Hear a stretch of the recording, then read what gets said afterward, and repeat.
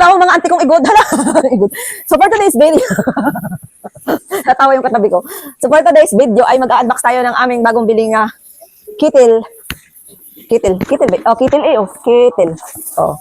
Ayan. Electric kettle daw ire para hindi na mahirapan mag-init ng tubig every day, every hour, every minute yung mga anak niya. Pero nagpabili yung ina ng air fryer, hindi binili. Oh, kawawa naman. Ayan. Ito siya, oh. Very aesthetic. Ito yung box niya. And bubuksan na natin sapagkat nagmamadali yung sila makita. Bubuksan natin ang bagay na ito, kung ito talaga ay napaka-helpful or hindi. So, pag open pa lang natin ng ng box na ito, ay makikita mo na ang kanyang catalog. Ang kanyang ligaho. Ligaho. At ang sabi dito ay, ginawang Biblia. Loko talaga. Nandito nakatala ang inyong mga utang. Dito, yung makikita kung magkano ang inyong inutang at kung sino ang inyong inutangan. Ayan. So, move on na tayo at baka mapadaot na. Tapos, meron siyang styro, syempre, para protected ang inyong gamit. Tapos, eto na siya. Ito na ang mismong kettle. Ayan. May kasama siyang takip, syempre. Hindi pwedeng makapag-init ng tubig na walang takip. Ano kayo? Siniswerte ba kayo? Talagyan natin syempre ng takip. Tapos, ito yung pinaka-ano niya. Ito yung ipapatong mo dito. Tapos, ito yung panaksak niya. Panaksak! Yan. Tapos, wala na. Styrofoam na uli. Ayan.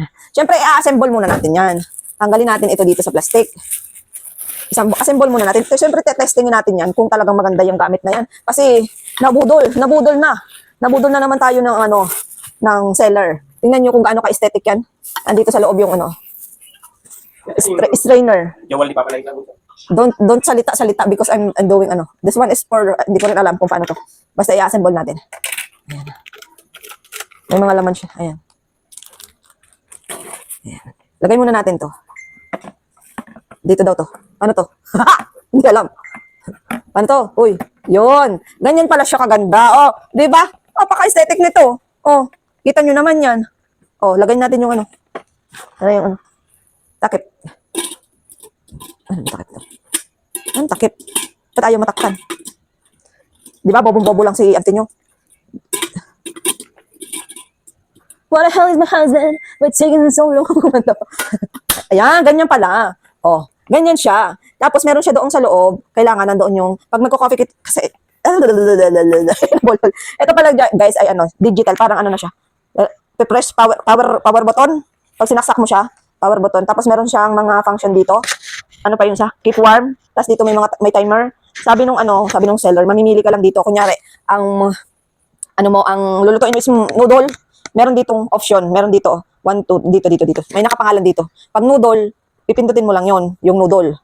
Pag water yung pipindutin mo. Pag coffee yung pipindutin mo. O, di ba? Multifunction na mga ante. Aba, kita nyo naman yan. Sobrang aesthetic. Hala ka. O, paano na ito? Now, if you want to boil coffee, kung gusto nyo magkape, dito lang siya. Mga tea, coffee, dito nyo ilalagay. Lagyan nyo muna dito, tapos ganyan. Tapos may water doon, may water dito. Tapos saka nyo ganyan. Ayan. Tapos on. Ganon. Tapos pagka itlog naman, ano yun? Itlog. This one. Papasok natin doon sa loob. Lagay mo na siyempre yung mga itlog dito. Yan. Tapos ganyan. Yan. Put it inside. Then, water under menu water. Trouble water daw. Ayan. Bahala na kayo kung gaano kasaming water. Basta, yan. Yan. Tapos, siyempre, i-cover nyo ulit ganon. Tapos, you click the button here. Kung ano yung nakasalang, you put egg. Oh, you tusok na egg. sobrang hirap mag-English. Ayan. Pwede din kayo dito magluto ng mga iba pa mga tsaa. Ano ba yung nakalagay dito? Kung ano yun. Ayan. Coffee, sabi dito, water, coffee, herbal tea, green tea, soft eggs, medium eggs, hard eggs, kung ano klase ng eggs yan. Clear soup, yan. Noodle, steam, ayan. Baby food, milk. Yan.